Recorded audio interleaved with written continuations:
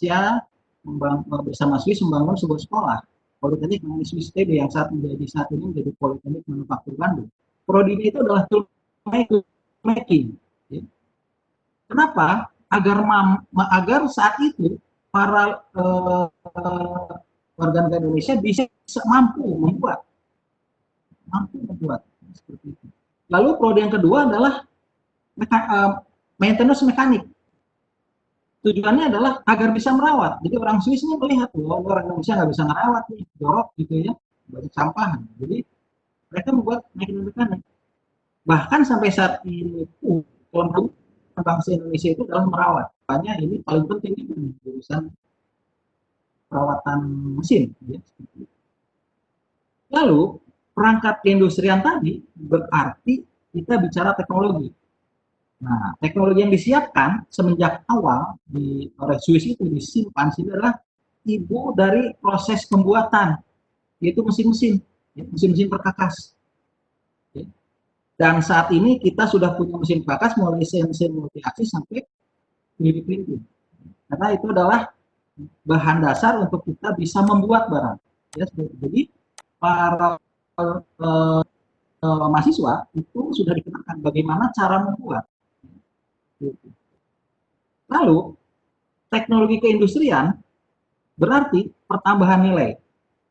Jadi dari bahan baku ke produk. Nah, mesin-mesin yang ada yang dipunyai semenjak awal itu akan mempunyai fungsi mendukung kurikulum yang terintegrasi mulai dari kelas 1 hingga kelas 3 dalam membuat suatu produk yang nanti akan dirakit dan mampu jual. Ini adalah yang sangat mudah diucapkan dan sulit untuk diterapkan. Ya, seperti itu. Nah, langkah-langkah lanjutnya adalah produk berarti produk based technology. Ternyata saat itu tahun 76 itu industri menerima lulusan Pondok Bandung itu sangat senang karena ketika salah satu lulusan perawatannya itu bekerja di suatu perusahaan dan perusahaan itu masih rusak, mereka berencana impor komponen, jangan, ini bisa dibuat di dalam negeri seperti itu. Maka semenjak saat itu Polman ditempa ya, oleh industri, karena industri kan datang ke Polman. Oh, bagaimana mengelola teknik produksinya, oh bagaimana mengelola akunting, oh mengelolanya, SDM-nya seperti apa. Jadi tempat ya, untuk dapat bermitra secara profesional dengan industri. Sekali lagi ini sangat sulit, ya, karena kita harus mendapatkan trust, kepercayaan. Sekali tidak percaya, mungkin di sini Pak Farhan atau bahkan Pak Petrus mungkin, ya kita di merugikan industri, setelah itu industrinya meninggalkan kita. Sulit untuk bertemu lagi. Lalu setelah kita ada produk based technology, maka kita masuk ke pendidikan politeknik, berarti harus produk teknologi based education. Hal tersebut menuntut bidang pendidikan adopsi dan mengadaptasi semua aktivitas menjadi sebuah kurikulum yang melibatkan seluruh sivitas akademika untuk berlaku sebagai sebuah entitas enterprise. Ya. Jadi disiplin, jujur, berkualitas dan sebagainya. Nah, kalau kita bicara politeknik masa depan, berarti kita bicara juga industri masa depan. Atau kita bicara product based education, kita bicara industri masa depan. Nah, kalau dari industri masa depan, maka kita akan bicara teknologi masa depan dan lanjut akan ilmu masa depan. Semua itu tantangan kita dapatkan dari industri, ya. Karena lulusannya kan udah bisa, oh dia sekolah nih, oh begini aja gampang, nggak susah. Maka mereka keluar berwirausaha membuat bengkel yang sama, gitu ya. Polman naik lagi, nggak bisa kita bersaing karena bersaing dengan alumni, maka harganya murah, ya. Kita harganya mahal dengan berbagai pertimbangan. Nah, kita harus naik lagi teknologi. Sampai saat ini kita masuk ke teknologi masa depan yang berbasis pada knowledge base, ya seperti itu. Jadi kita memang dibangun oleh lingkungan industri seperti itu. Lanjut. Nah, ini contoh kita membuat program studi saat ini ada 10 program studi di bawah 4 pengelolaan jurusan. Nah, kalau kita anggap di tengah ada sebuah mesin, maka jurusan yang ada itu adalah desain, lalu ada manufacturing, lalu ada foundry, ya, masalah logam, dan juga ada mechatronics. Jadi kalau kita bayangkan sebuah mesin, maka itu mesinnya harus didesain. Nah, setelah didesain, ya, maka itu harus kita rencanakan materialnya. Setelah rencana materialnya, maka di sini kita harus buat di bagian manufacturing. Dan kalau dia pakai kontrol, maka kita akan memerlukan kawan-kawan dari mechatronics atau automation bisa memberikan kontrol. Ya. Nah, ini adalah kolaborasi dari keempat jurusan yang kita harapkan juga ini akan saya coba nanti di bab ketiga untuk kita terapkan di lembaga pendidikan politeknik atau vokasi yang ada, ya. Gitu. Lanjut.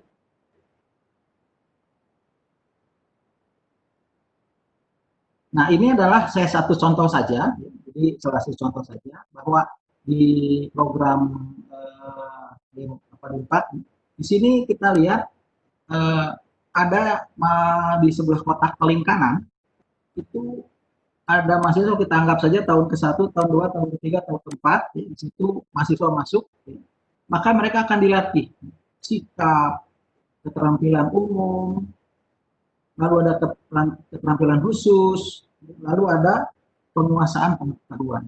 Seperti itu. Nah, dari situ dosen itu akan masuk ke bidang research and development. Kita akan merancang. Ada yang disebut dengan lini produksi produk andalan dan ada lini produksi produk unggulan. Kalau unggulan itu biasanya ini kita di bidang industri, kita mengerjakan apa saja gitu ya. Nah, kalau andalan sendiri kita yang menciptakan produk apa. Kunci keberhasilannya bisa kita lihat ada di sebelah kiri, bahwa di situ ada lini produksi praktik nyata, ada kolaborasi produk laku pasar. Ini kan semuanya terkait. Jadi kita tidak boleh sendiri, ini sekolah di Polman saja gitu ya. Tapi dengan jumlah yang sangat terbatas karena memang kita Polman kecil gitu ya. Kalau ini kita bisa besarkan, kita coba kolaborasikan antara industri, antara pendidikan vokasi ya, dengan pemerintah, itu tentunya ini menjadi suatu kekuatan yang besar. Lanjut. Nah, ada satu tempat yang sebenarnya ini penting di Politeknik itu adalah pusat aplikasi dan rekayasa industri. Karena kalau sudah ketemu Politeknik, biasanya kita itu kalau Politeknik lain kebanyakan mainnya di riset, ya, di sebelah kiri hasil riset dan penelitian. Padahal itu harusnya ada satu daerah di mana Bandung mengelola teknologi knowledge yang mengaitkan antara bidang riset dan application engineering. Jadi dia aplikasi. Jadi karena di SDM di Polman itu sudah terbagi, ada yang suka riset. Nah, ya sudah taruhnya di riset gitu. Tapi ada yang suka ngulik barang jadi, gitu ya, ngulik barang jadi gitu.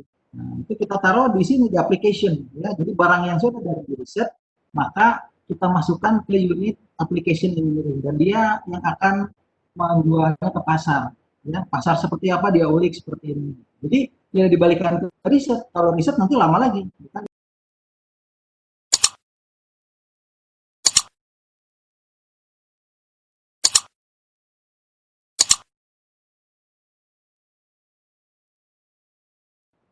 Cakep, Pak.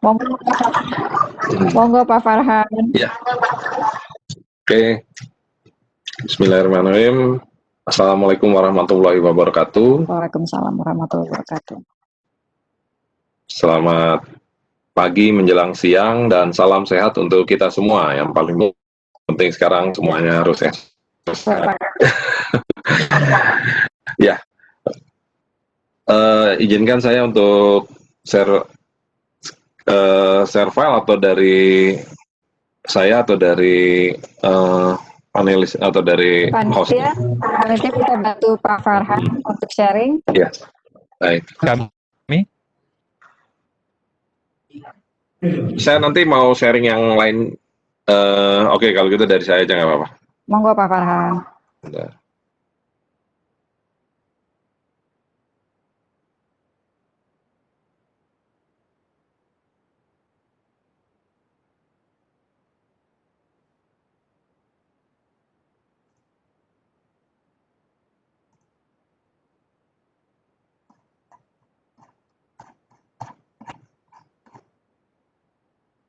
Sudah terlihat?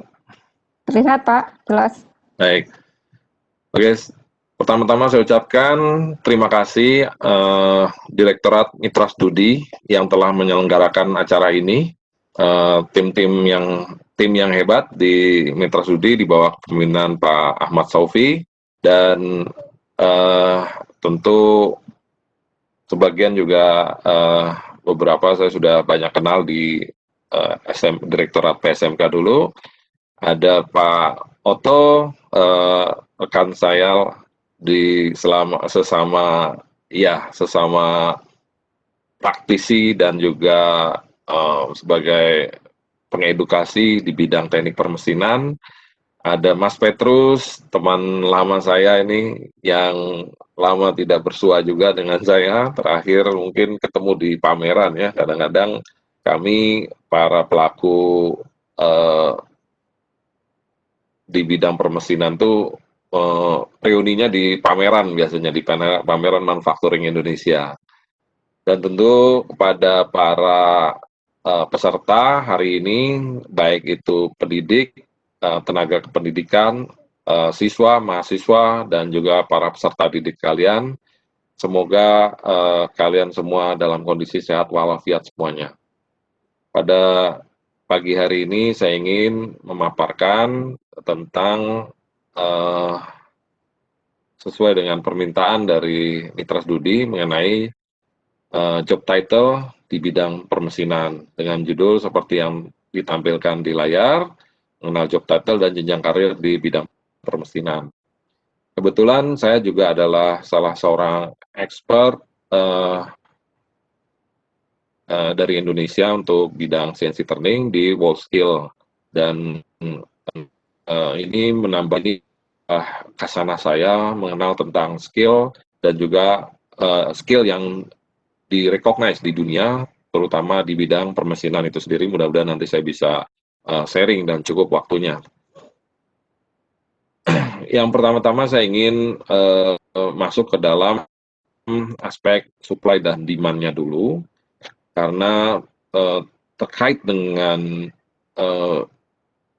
pasar ya, atau kita bahasanya di kementerian itu adalah serapan ya. Bahkan serapan itu sekarang menjadi indikator kinerja utama dari setiap baik itu satker, perguruan tinggi vokasi maupun SMK. Dan saat ini kita juga sudah tahu bahwa ternyata jumlah LKP di Indonesia adalah yang terbesar ya. Mungkin ini gambarannya, ini gambarannya adalah kita tahu bahwa ada 262 plus, ini data 2017 yang saya dapatkan, dan 14.700 sekian SMK, ada kurang lebih 18.000 plus LKP, lembaga kursus dan pelatihan, dan ada mungkin 300 BLK, mungkin belum termasuk dengan LPK ya. Nah, ini semua adalah penghasil lulusan vokasi di Indonesia. Meskipun Kemendikbud sendiri saat ini fokus menangani SMK, PTV, dan juga LKP. Namun, seperti kita ketahui, BLK juga setiap saat menghasilkan lulusan-lulusan vokasi yang siap diterjunkan ke dunia usaha dan dunia industri, khususnya di bidang permesinan. Nah, berdasarkan nomenklatur dan spektrum SMK, maka kita tahu bahwa lulusan di teknik permesinan itu, kalau di SMK itu ada di spektrum nomor 13 sampai 18 yaitu teknik mesin. Di sana ada teknik permesinan, teknik pengelasan, teknik pengecoran logam, teknik mekanik industri, teknik perancangan, dan teknik fabrikasi logam dan manufaktur.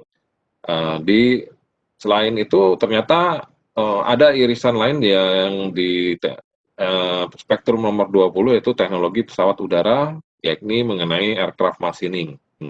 Dan di teknik perkapalan juga beririsan juga dengan kita, yaitu di teknik rancang bangun kapal. Sementara untuk di perguruan tinggi vokasi, ini bisa juga berupa politeknik, bisa juga sekolah-sekolah vokasi, dan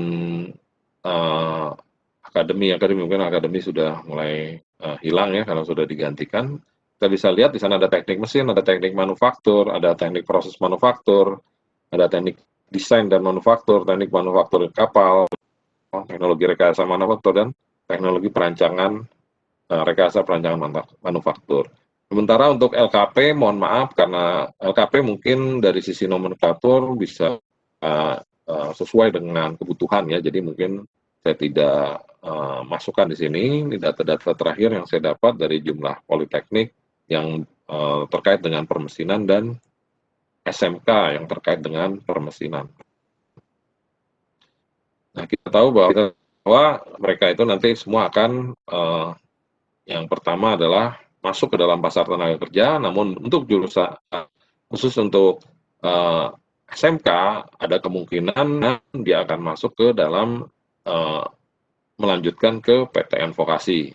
Jadi istilah serapan mungkin ini sedang dicoba diperbaiki ya data statistiknya oleh Pak Wikan selaku Dirjen Vokasi. Saya lihat sudah mulai sedikitnya mulai soan-soan ke Biro Pusat Statistik karena angka 11% lebih pengangguran yang disuplai oleh lulusan SMK ini cukup mengganggu kita-kita para pelaku di dunia pendidikan vokasi khususnya. Baik, kita tahu potensi serapan pendidikan vokasi di bidang permesinan dengan kita bisa cek di klasifikasi baku usaha Indonesia, yaitu di websitenya WSOS ya. Itu bisa kita cek dengan kata kunci mesin misalnya. Di sana ada 99 kategori perusahaan ya. Nah, jadi kalau teman-teman, adik-adik nanti kira-kira bingung, saya nih lulus ini nanti mau kemana ya, misalnya katakanlah gitu.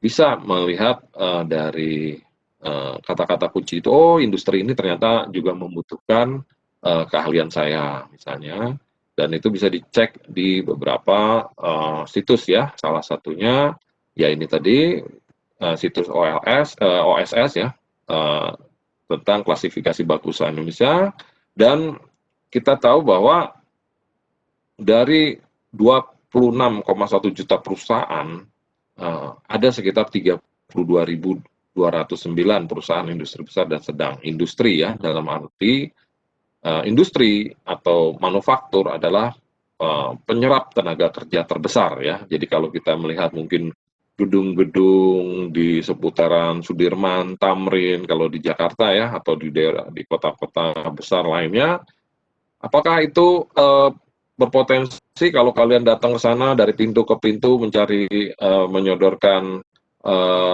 lamaran, mungkin kecil kemungkinan akan diterima karena mereka bukan penyerap lulusan di bidang permesinan, justru kalian harus pergi ke kawasan-kawasan industri mungkin ya, di daerah kalau di sekitaran Jakarta, di daerah Tangerang dan sekitarnya sampai ke arah barat sana ke Cilegon, Serang dan lain sebagainya. Kalau kita ke arah timur dari mulai Bekasi Barat, Bekasi Timur MM 2100, Cikarang, Karawang, Dawan sampai terus ke arah Subang kalau sekarang. Itu adalah sentra-sentra industri manufaktur yang ada di seputaran Jabodetabek. Lalu peluang lain adalah tentu membuka usaha baru. Tidak berarti itu menjadi UMKM ya, bisa menjadi juga misalnya sebagai freelancer ya di perusahaan-perusahaan. Banyak sekali peluang. Tadi Pak Petrus sudah menyampaikan beberapa peluang usaha di bidang teknik permesinan. Ya mungkin nanti saya akan memberikan gambaran sedikit kalau cukup waktunya. Lalu terkait dengan demand nih ya. Oke, kita sekedar tahu aja nih, agak saya skip. Ini adalah salah satu demand terbesar kalian di Indonesia. Kenapa? Karena industri manufaktur khususnya otomotif adalah masih merupakan primadona, karena ya Indonesia di samping kebutuhan roda 2 dan roda 4-nya juga cukup tinggi, maupun commercial vehicle seperti truk, terkait dengan ya masih dalam status negara berkembang ya. Masih banyak orang yang butuh kendaraan roda 2, roda 4, maka sektor otomotif itu menjadi sektor penyumbang terbesar penyerap tenaga kerja, khususnya di bidang teknik permesinan. Untuk apa? Mereka membutuhkan kalian untuk pembuatan tooling, pembuatan komponen plastik, besi cor, tempa, aluminium, press stamping, dan lain-lain. Ya, salah satunya Pak Petrus, dengan perusahaannya YPTI itu adalah perusahaan yang cukup dikenal dalam hal pembuatan tooling di bidang di industri otomotif ya. Kemudian di sana juga di samping itu juga memproduksi massal ya, permesinan seperti pembuatan engine, gearbox, axle, drive shaft, suspension, brake, steering system, dan lain-lain sebagainya ya.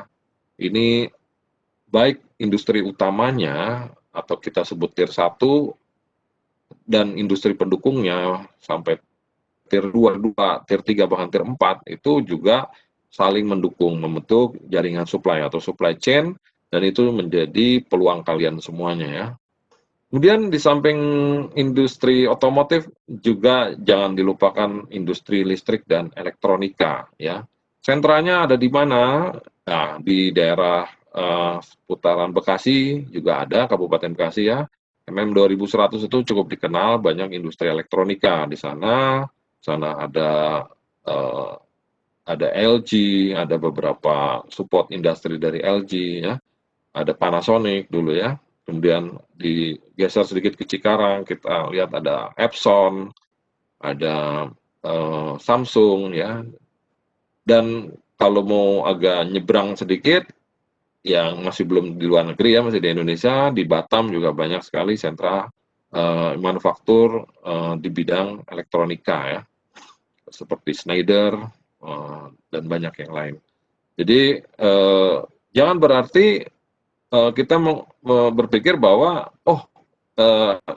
industri listrik dan elektronika itu nggak membutuhkan lulusan teknik permesinan. Salah, karena untuk pembuatan tooling ya, seperti cetakan komponen plastik, IC molding, press stamping, itu semuanya seperti kalian lihat di gambar itu membutuhkan keahlian kalian dari lulusan teknik permesinan ya.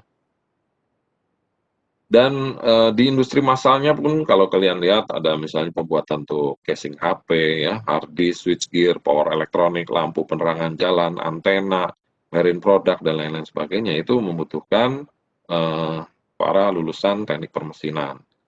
Ya, HP itu jangan dipikir tidak dibuat dengan mesin, semuanya dibikin dengan mesin, baik itu untuk casingnya maupun untuk bezel-bezelnya ya. Kemudian masih di industri manufaktur ada industri alat dan mesin pertanian, cukup banyak juga di sini. Kita di sini ada di Cikarang ada pabrik Yanmar, di Jawa Tengah sana arah ke ada Kubota ya. Kemudian di Jogja juga ada pabrik lokal ya di bidang alat mesin pertanian yang cukup besar, membuat traktor merek Quick kalau tahu ya. Jadi itu tentu menjadi pasar kalian nantinya ya. Dan untuk apa mereka pembuatan tooling juga, kemudian produksi massal ya untuk komponen mesin, gear shaft, dan lain sebagainya. Nah, ini yang lagi trending juga ya, tadi Pak Otto juga sudah menyampaikan, Pak Petrus juga sudah menyampaikan bahwa ternyata industri alat kesehatan ini juga membutuhkan para ahli teknik permesinan ini ya, pembuatan ventilator, pembuatan alat-alat kebutuhan untuk seperti kalian lihat di gambar ya, ada pembuatan bed, pembuatan sampai ke pembuatan pin tulang ya, jadi pin-pin yang digunakan untuk penanganan ortopedi patah tulang itu juga dibuat dengan menggunakan mesin-mesin ya, bahannya juga dari stainless biasanya. Kemudian juga saat ini lagi ngetop juga untuk gigi-gigi palsu ya, itu juga digunakan mesin-mesin. Dan jadi jangan kagok nanti kalau masuk ke industri alat kesehatan di sana ternyata kalian jangan ragu-ragu menyodorkan lamaran kerja di sana karena di sana juga membutuhkan kalian-kalian, gitu ya. Ini industri alat berat luar biasa. Ini juga Indonesia besar sekali kebutuhan alat beratnya ya, karena kita ada industri tambang, kita ada industri ada infrastruktur yang sedang berjalan, proyek-proyek infrastruktur, dan juga tentu kita tahu kita masih ada industri foresti ya, perhutanan yang membutuhkan sekali banyak alat berat. Di seputaran Jabodetabek banyak sekali pabrik alat berat ya, seperti Hitachi, kemudian ada Sumitomo, ada Komatsu, juga ada Caterpillar di seputaran Bekasi sini. Itu semua jangan ragu-ragu untuk melemparkan lamaran kalian ke sana ya. Di sana pembuatan untuk sama berkurang lebih pembuatan komponen untuk produksi massal, pemotongan plat, bodi, girsa, penekukan plat, roll plat, pengelasan dan lain sebagainya. Kemudian, nah ini bidang tekstil, apakah tidak mungkin? Wah, kalau kalian tahu yang namanya PT Texmaco itu isinya besi semua ibaratnya gitu ya. Jadi kalau bicara industri tekstil itu jangan melihat ya tukang jahit gitu ya, karena ternyata di sisi hulunya itu dari mulai pembuatan seratnya, rayonnya, sampai pembuatan tekstilnya sendiri itu semua membutuhkan mesin-mesin dan itu membutuhkan keahlian kalian di sana. Nah, industri dirgantara walaupun sedikit di Indonesia belum terlalu banyak ya mungkin, tapi ini juga merupakan peluang. Ada PT Dirgantara Indonesia dan juga mungkin tier-tier di bawahnya ya, tier 2 di bawahnya. Tadi Pak Petrus juga menyatakan perusahaannya juga sudah bisa qualified untuk pembuatan komponen-komponen aircraft. Nah, ini juga merupakan peluang. Nah, industri perkapalan ini juga cukup banyak ya di daerah-daerah, terutama di Jakarta juga ada PT Koja Bahari, di Surabaya ada PT PAL, belum lagi di daerah-daerah kecil dan juga perusahaan-perusahaan yang kategori kecil. Untuk apa mereka? Pembuatan engine part, permesinan main shaft, pompa, boiler, pemotongan plat, penekuan roll plat, dan lain sebagainya. Lalu, nah ini industri pertahanan. Ya, walaupun kita tahu masih cukup sedikit ya, hanya mungkin PT Pindad yang mungkin banyak cukup dikenal, tapi ternyata kalau ditelusuri cukup ada beberapa perusahaan lain yang memproduksi alutsista ya di Indonesia. Oke, untuk apa mereka? Untuk pembuatan engine part, pembuatan body part, pembuatan axle, pemotongan plat, roll plat, dan lain sebagainya. Hingga ke pembuatan senjata ya, komponen senjata. Nah, industri oil and gas. Wah, ini jangan dipikir hanya berurusan dengan minyak dan gas ya. Ternyata di dalamnya itu semuanya adalah benda-benda mekanis yang membutuhkan keahlian kalian dari teknik permesinan ya, pembuatan pompa, pembuatan pipa, ya pipeline ya, kemudian valve ya, pembuatan well and drill head, pembuatan anjungan atau skid, roll plat, untuk tangki dan lain sebagainya ya. Ini besar sekali, huge. Ini bahkan industri yang dikategorikan premium ini karena banyak membutuhkan para ahli yang tersertifikasi. Karena apa? Karena di sana safety-nya cukup tinggi gitu ya. Nah, mungkin agak sedikit lebih rendah safety-nya itu ada di industri power plant ya. Industri power plant tuh apa saja di sini di Indonesia dulu ada PT Alstom Power, kemudian ada PT Besuki yang membuat boiler ya, dan juga beberapa perusahaan yang membuat turbin dan lain sebagainya itu cukup eksis di Indonesia karena selama kita masih membutuhkan listrik untuk kehidupan, maka industri power plant ini akan terus berkembang ya. Jangan ragu-ragu untuk memasukkan lamaran kalian di industri di power plant, baik itu di PLTU ataupun PLTGU dan lain-lain sebagainya. Ya, mereka membuat untuk maintenance dan pembuatan boiler, pembuatan turbin, heat exchanger, grinding roll, dan lain sebagainya.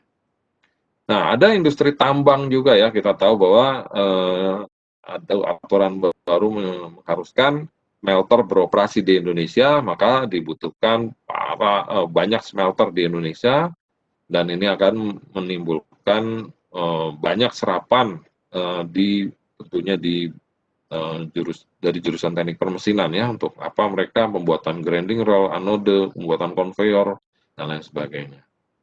Nah, juga ada industri kimia ya. Industri kimia ini jangan dipikir, wah ini hanya berurusan dengan orang-orang kimia saja. Wah, kalau kalian pergi ke pupuk Altim, pupuk Gresik, itu juga ke pabrik-pabrik semen ya. Hampir semua pabrik semen, baik itu BUMN maupun swasta, Indosemen, ada pupuk Ujang, ada semen Padang ya, semen Gresik, itu kalau kalian masuk ke dalamnya isinya banyak sekali workshop-workshop permesinannya di sana, juga banyak sekali benda-benda yang berhubungan dengan yang pembuatannya maupun perawatannya membutuhkan para ahli di bidang permesinan ya. Kemudian ada industri hasil hutan dan perkebunan, CPO, pabrik-pabrik kelapa sawit itu membutuhkan kalian, pabrik rokok, tembakau, kemudian industri makanan, minuman, ada Unilever, ada Siantar Top, ada macam-macam ya. Kemudian ada industri hasil laut ya, jangan dipikir mereka tidak butuh kalian juga, mereka sangat butuh ya. Nah, ada industri aneka seperti industri mainan anak, furnitur ya. Jadi industri furnitur itu jangan dipikir itu hanya butuh tukang kayu. Ternyata di dalamnya banyak sekali mesin-mesin CNC ya. Bahkan pabrik Olimpik itu isinya semua mesin-mesin CNC sekarang. Silakan kalau kalian sempat berkunjung. Kemudian ada juga industri kerajinan kayu, baik itu di Jepara, baik itu di Ubud, Bali, itu yang mereka juga sudah mulai pakai mesin ya, dan butuh supporting juga dari kalian. Industri perhiasan, jangan dipikir bikin perhiasan itu nggak pakai mesin, itu pakai mesin, dan juga mesin-mesin berteknologi CNC juga kadang-kadang gitu ya. Ada PT UBS, Untung Bersama Sejahtera ya. Dan nih yang lagi rame nih industri periklanan, ya pembuatan souvenir ya. Terakhir ada jasa permesinan ya, jangan pikir tukang-tukang bubut di pinggir jalan itu dia butuh kalian, itu juga butuh ya. Gitu. Oke, bagian kedua saya ingin sedikit mengupas tentang pengembangan karir di sektor permesinan ya. Yaitu saya ingin mulai dengan skema penelusuran job title. Jadi ini jangan rancu ya, karena di Indonesia skema kompetensi kita itu saat ini memang ada beberapa skema, tapi yang terutama yang mungkin akan banyak kalian kenal adalah dengan basis RMCS ini atau Regional Model Kompetensi Standar. Basisnya adalah basis kompetensi ya. Jadi kalau selama ini memang kita tidak terlalu mengenal yang basisnya okupasi, tapi bukannya tidak ada. Ternyata ada. Bahkan di BNSP pun sebetulnya sudah dikenal ya, ada yang basisnya kompetensi, ada yang berbasis okupasi, dan ada yang berbasis klaster ya. Jadi, namun mungkin jika kalian ingin membutuhkan untuk tracing ya, mungkin jika ingin mengetahui job title apa sih yang berkaitan dengan teknik permesinan, dengan basis KKNI atau kualifikasi Kerangka Kualifikasi Nasional Indonesia, kita turunannya adalah nantinya akan menjadi SKKNI atau Standar Kualifikasi Kerja Nasional Indonesia. Nah, di sini akan termaktub ya kualifikasi, misalnya di teknik permesinan ada SKKNI, kalian yang di SMK nanti akan diminta biasanya minimal satu standar kompetensi berbasiskan SKKNI. Kalau di SMK itu level 2 ya, itu ada 3 sebetulnya skemanya, namun boleh diambil 1, jika ngambil 3 maka akan mendapatkan penghargaan Garuda Mas, katanya seperti itu. Nah, apakah itu merujuk pada identitas profesional? Ternyata tidak, bahwa teknik permesinan itu adalah sebuah bidang ya, tapi belum merujuk pada job title atau kita sebutlah identitas profesional. Apa itu profesi? Oke, bisa kita katakan profesi. Misal kalian di jurusan teknik permesinan kan profesinya ada ribuan ya. Nanti saya akan coba simulasikan ya, baik dengan standar apapun nanti ya. Oke, kemudian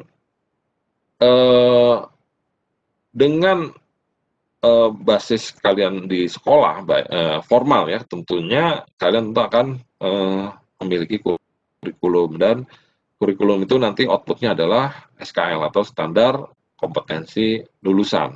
Dari sana tentu kalian akan mendapatkan selembar ijazah dan SKL yang merujuk pada, oh saya ini adalah seorang lulusan teknik permesinan. Nah, teknik permesinan itu sendiri bukan merupakan sekali lagi, bukan merupakan identitas profesional, bukan, atau profesi. Di industri itu profesi itu biasanya ya diakhiri dengan istilahnya OR di belakangnya, kan kalau dalam bahasa Inggris or itu berarti menunjukkan subjek ya, atau peran di satu bidang keahlian tertentu, misalnya operator, programmer, welder, ya itu biasanya itulah yang merujuk pada profesi. Profesi apa saja? Waduh, terlalu banyak karena setiap perusahaan itu memiliki standar jabatan atau profesi atau job title atau job profile yang berbeda-beda. Kalau kalian pergi ke kawasan industri misalnya, ke daerah misalnya MM 2100 gitu ya, setiap pintu pabrik itu memiliki job title yang berbeda-beda tentunya. Walaupun mungkin kita bisa sedikitnya melakukan standarisasi. Ya, mungkin ada satu penyebab juga. Kenapa? Karena di dalam standar kompetensi kualifikasi kerja nasional Indonesia atau SKKNI sendiri tidak merujuk kepada standar kepada okupasi. Okupasi ini adalah yang kita sebut dengan job title atau katakanlah identitas profesional. Namun bukan tidak ada. Ternyata dengan basis okupasi ini kalian bisa telusuri juga di penelusuran peta okupasi terbitan buatannya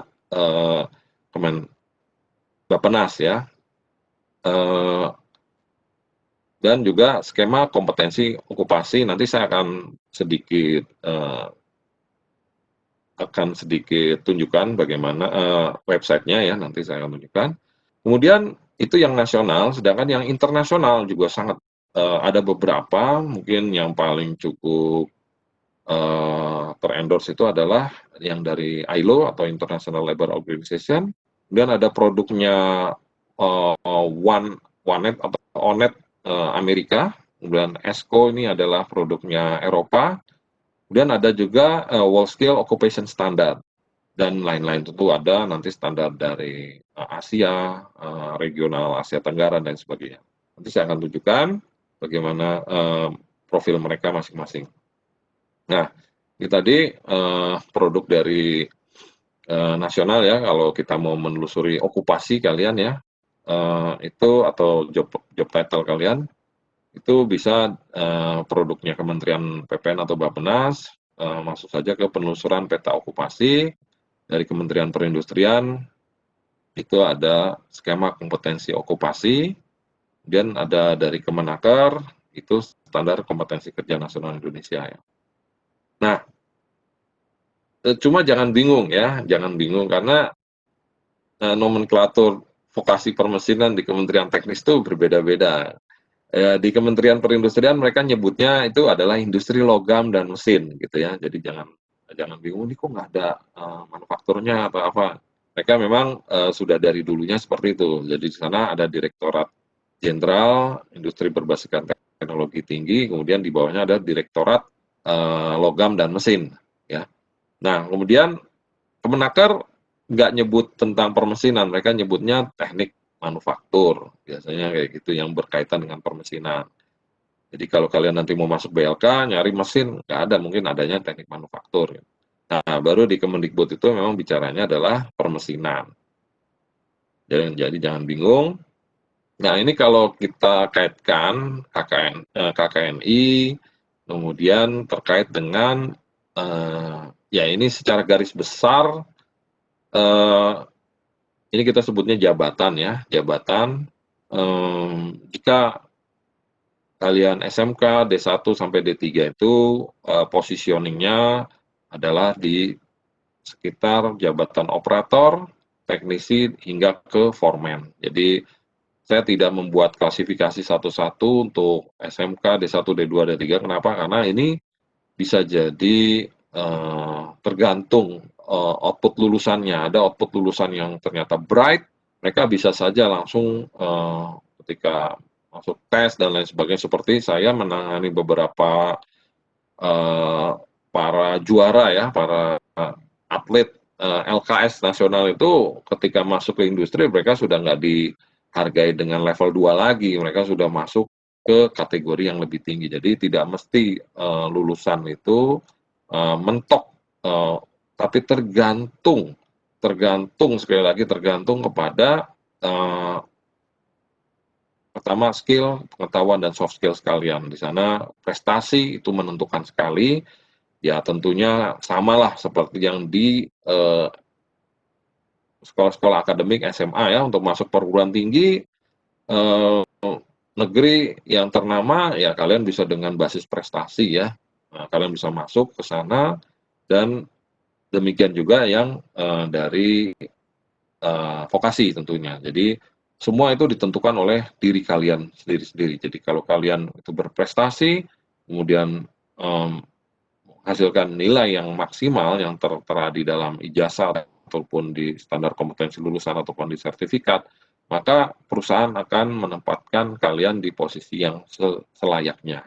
Menurut saya sih seperti itu. Jadi istilah UMR atau upah minimum regional itu sebetulnya sangat sangat mengerdilkan orang-orang yang memang memiliki kemampuan lebih ya. Sayang sekali kalau kemampuan lebih tapi dipatok gajinya hanya segitu gitu ya. Harusnya berdasarkan kemampuan kalian karena bisa saja selama kalian sekolah ataupun kuliah ataupun mengikuti kursus kalian itu sudah memiliki basis skill atau skill set yang jauh lebih lengkap gitu ya.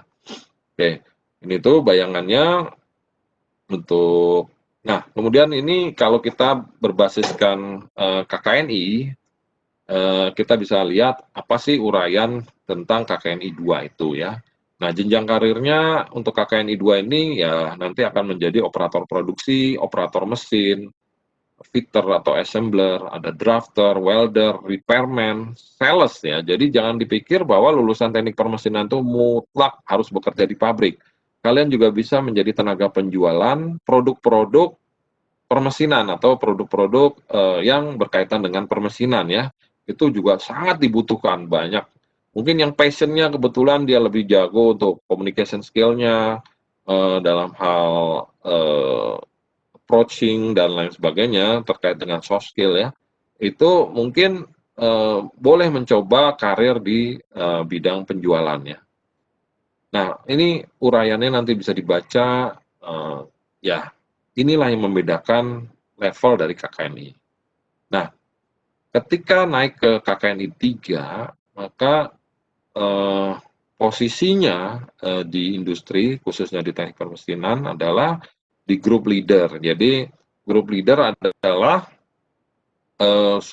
beberapa operator dalam satu lingkup pekerjaan biasanya itu ada leadernya. Itu ketika kalian mungkin lulusan D1 atau SMK yang sudah berpengalaman 2 tahun atau lebih, berkesempatan untuk naik tingkat lah istilahnya. Kenapa? Dengan adanya peningkatan kemampuan kalian, seperti yang bisa dibaca. Nah, salah satunya mungkin yang berbeda dengan KKNI 2 adalah memiliki pengetahuan operasional yang lengkap.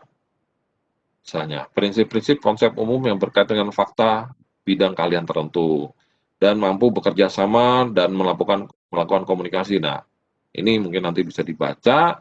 Kenapa kemudian kualifikasi itu akan meningkat? Tentu relevan dengan kemampuan kalian. Jadi demikian setuju ya bahwa sayang sekali kalau kita tuh hanya dipatok dengan UMR gitu loh. Padahal kemampuan ini setiap level ini gajinya kan berbeda-beda. Tapi kalau perusahaan itu diminta normatif, ya udah kita gaji aja UMR. Kalian sudah di level 5 pun saya gaji UMR, itu kita tidak salah gitu secara aturan ketenagakerjaan gitu ya. Tapi sayang sekali orang-orang yang tidak sekolah, tidak mau sekolah, bekerja maunya sudah langsung gajinya segitu. Jadi sekali lagi saya harapkan adik-adik yang ada di forum ini janganlah ikut-ikutan kalau nanti ada ya demo-demo kenaikan upah dan lain sebagainya ya. Oke, mungkin selanjutnya untuk yang lulusan dari PTV atau perguruan tinggi vokasi mungkin kalian D3 nanti kualifikasinya ketika lulus adalah di level 5. Kalian jadi apa? Kira-kira nanti bisa menjadi supervisor produksi ya, product planning controller, karena kalian itu sudah dalam aspek ada di manajerialnya ya, jadi levelnya adalah penyelia ya. Di sana juga ada kemungkinan kalian menjadi spesialis. Nah, kalau yang di bidang penjualan, kalian mungkin akan jadi sales engineer supervisor ya. Nah, kemudian yang lulusan D4, ya, kalian mungkin nanti akan menjadi engineer ya, atau analis, superintendent, dan mungkin menjadi asisten manajer. Nah, untuk pengelolaan jenjang karir sendiri, kita tentu harus memetakan yang pertama. Yang kedua adalah kita harus melakukan sertifikasi kompetensi karir penilaian, kompetensi bidang permesinan. Nah, kemudian penetapan jenjang karir kalian masing-masing. Jadi jangan sampai nih kalau bisa jangan loncat-loncat habis dari sales tiba-tiba jadi produksi, nanti pindah lagi ke sales. Wah, sayang karena karir kalian tuh ditentukan oleh portofolio kalian. Jadi kalau kalian tuh udah misalnya, oh saya ini ketika lulus tiba-tiba bekerja di perusahaan pembuat boiler. Tekuni aja terus, misalnya terus sampai pada jenjang level yang paling tinggi, maka selanjutnya ketika kalian nanti ingin meningkatkan karir mungkin di tempat lain, maka istilahnya kalian bisa menjual keahlian kalian. Jadi udah bukan lagi mencari, tapi sudah menjual.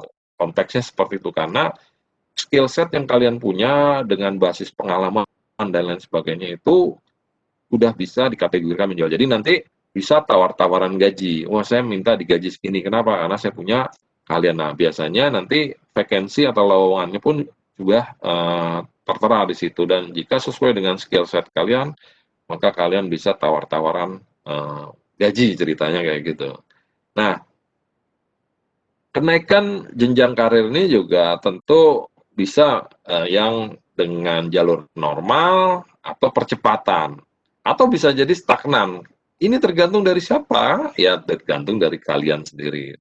Tapi ada pengaruh juga dari perkembangan perusahaan. Mungkin kategori contoh kayak tadi Pak Petrus mengatakan, wah ini justru lagi di kondisi COVID ini perusahaan kita malah justru meningkat. Ya memang ada beberapa kategori perusahaan yang justru mendapatkan manfaat ketika kondisi pandemi seperti ini, tapi ada juga atau banyak juga yang lain yang justru kondisinya terpuruk gitu ya. Jadi itu juga bisa menyebabkan bahkan stagnan, bahkan bisa jadi malah jadi jobless. Jadi itu semua juga tergantung faktor-faktor eksternal yang lain. Lalu kenaikan jenjang karir juga juga akan dipengaruhi oleh ya pemetaan karir seseorang, dan hasil pemetaan tersebut akan menjadi dasar pengelola atau bagian HRD atau bagian SDM di perusahaan di dunia usaha untuk menetapkan seorang berada di jenjang tertentu. Jadi jangan misalnya nanti lulusan SMK berharap bisa langsung menduduki jabatan supervisor gitu ya, semua ada jenjangnya. Atau jangan juga yang lulusan D4 justru mau aja dipekerjakan menjadi seorang operator gitu ya, kalau bisa disesuaikanlah dengan lulusan kalian atau kualifikasi kalian masing-masing. Oke, untuk sertifikasi kompetensi di bidang permesinan itu untuk di level 2 ya, ya seperti SMK dan sebagainya itu ya umumnya dilakukan di LSP P3 ya, bidang logam dan mesin, ini nanti di search saja banyak. Kemudian untuk di level 3 juga sudah banyak yang bekerja sama dengan Dudi ya, seperti di Toyota itu punya LSP Toyota ya, itu juga mereka membuat kualifikasi okupasi tertentu yang terkait dengan bidang otomotif ya, yang tentunya tidak mesti kalian bekerja di Toyota, nantinya bisa bekerja di pabrik Suzuki, pabrik Mitsubishi, atau pabrik Isuzu, karena kurang lebihnya pekerjaan di bidang otomotif kurang lebihnya sama. Maka dia melakukan standarisasi oleh mereka. Lalu mungkin udah di level 4 itu kita juga bisa dengan menggunakan portofolio tadi ya. Jadi yang tadi saya bilang, portofolionya dikumpulkan, disusun atau dipetakan, jangan loncat-loncat kalau bisa gitu ya. Kalau bisa betul-betul di-align istilahnya kita. Ya, kemudian yang di level 5 mungkin kita bisa menggunakan 2 metode uji, kemudian di level 6 kalian mungkin ya banyak yang dipertimbangkan selain hal-hal tersebut, tergantung kebutuhan dari dunia usaha dan dunia industrinya ya. Nah, kenapa? Karena makin ke atas itu skemanya akan sangat rancu ya. Jadi kebutuhan supervisor di perusahaan A dengan perusahaan B itu berbeda-beda karena mereka punya standar tersendiri gitu ya. Nah, secara umum persyaratan seleksi di perusahaan di bidang permesinan itu tentu yang paling pertama adalah ijazah pendidikan yang relevan ya. Yang kedua, sertifikat keterampilan yang masih berlaku. Tolong perbanyak sertifikat-sertifikat ya. Kalau nanti ditawarkan 3 skema ketika mau lulus SMK, ya kalau bisa ambil 3-tiganya, itu akan lebih baik, akan menambah daya tawar kalian nanti di dunia kerja. Kemudian tentu pengalaman kerja ya, itu juga penting. Nah, ini yang super penting, memiliki pengetahuan, keterampilan, serta soft skill yang mumpuni untuk menduduki posisi jabatan tertentu. Ingat ya, skill set itu dibutuhkan untuk beberapa pekerjaan. Jadi setiap pekerjaan, job function atau job title itu membutuhkan skill set yang berbeda-beda. Yang terakhir adalah memiliki portofolio penunjang sesuai dengan jenjang karir yang akan diduduki. Nah, kemudian untuk sistem sertifikasi di bidang teknik permesinan ada 2 secara umum, yaitu sertifikat di kompetensi lulusan dan sertifikat kompetensi kerja. Untuk sertifikat kompetensi kerja ini ada yang dikeluarkan oleh LSP, ada juga yang ditentukan oleh asosiasi ya, kebetulan asosiasi yang terkait dengan profesi tentunya ya. Jadi kebetulan yang di teknik permesinan ini yang ada asosiasinya tuh yang ketat itu adalah di bidang welding ya. Itu mereka sudah mengeluarkan skema kompetensi tersendiri gitu ya.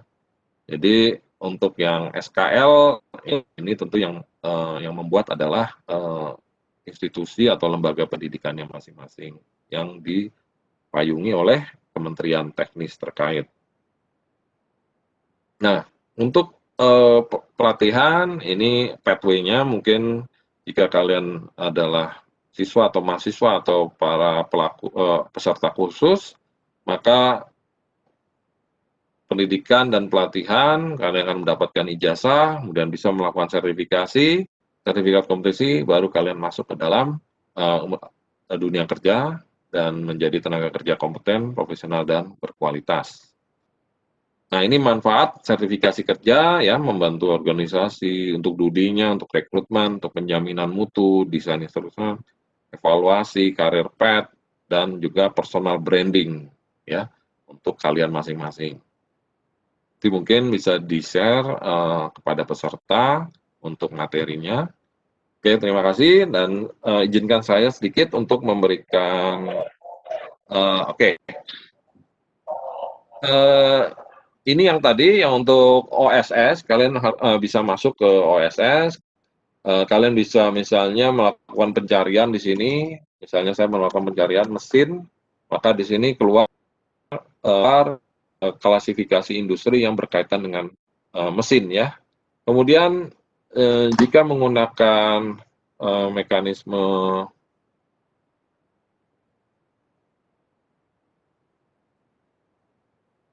oke, ini yang tadi yang dari Bappenas ya, untuk mencari okupasi atau job title di bidang permesinan, kalian bisa telusuri di sini, misalnya di bidang apa, misalnya ya, area fungsinya apa di sini ya. Nah, kebetulan sayangnya ya di permesinan ini belum ada. Jadi ini baru mencakup bidang yang terbatas dan saya sudah coba cari untuk permesinan ini tidak ada kebetulan. Kemudian dari Kemenperin ada skema kompetensi okupasi ya. Ini websitenya sidia kemenperin.go.id. Nah di sini semisal saya klik di sini mesin atau permesinan, kita cari. Nah di sini ada beberapa yang keluar ya, beberapa profesi. Kemudian di sini ada tempat LSP-nya atau lembaga sertifikasi profesinya jika kalian tertarik dengan beberapa job title tertentu yang ada di sini ya. Oke, itu bisa kalian lakukan. Nah, jika yang kalian tertarik untuk bekerja di luar negeri, ada standar misalnya dari ILO ya.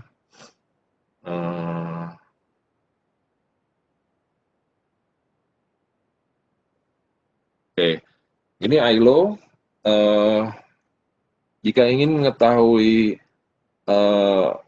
klasifikasi atau occupation title ya, atau di sini job title lah ya. Kalian bisa langsung download di sini dari website ini. Ini ada sekian ribu nih, saya udah download. Ini, oke. Ini ada total lebih dari, kalau dari ILO, ada 7.000 lebih profesi ya. Kalian bisa search yang berkaitan dengan mesin misalnya.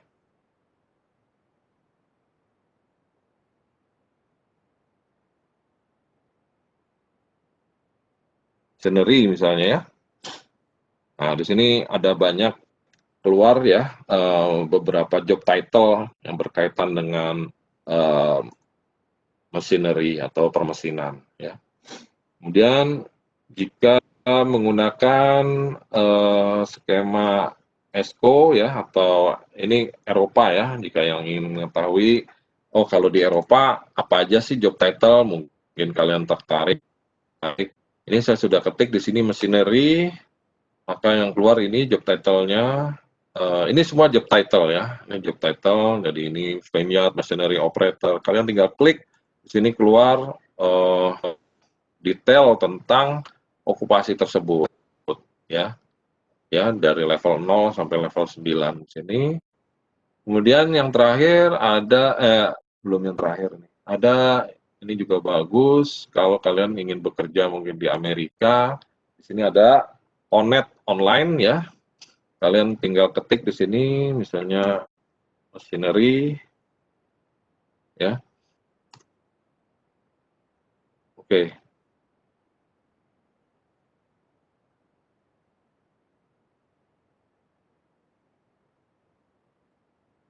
Occupation search, scenery. Oke.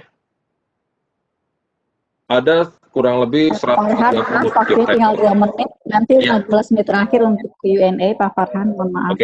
Oke, ini saya sudah mau selesai. Dengan Onet akan keluar ketika kita klik machinery ya atau permesinan, ada 130 job title di sini.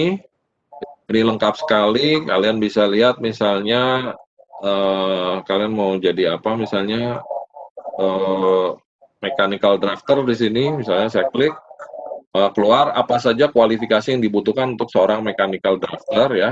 Kayak gitu tugasnya, skill teknologinya yang dibutuhkan, knowledge-nya, skills, ability-nya, aktivitasnya, detail work activity-nya, work context-nya, job zone, sampai education yang dibutuhkan, sampai kisaran gajinya semua ada semua di sini ya. Gajinya nih sekitar segini per tahunnya. Oke, yang terakhir ada standar wall skill. Di sini kalian bisa masuk skill apa saja sih yang di recognize di wall skill yang terkait dengan bidang kalian. Di sini bidang kalian adalah manufacturing dan engineering technology. Di sini ada CNC milling, CNC turning, kemudian ada beberapa bagian ya industrial mekanik dan lain sebagainya. Oke, baik, mungkin itu dari saya. Semoga bermanfaat.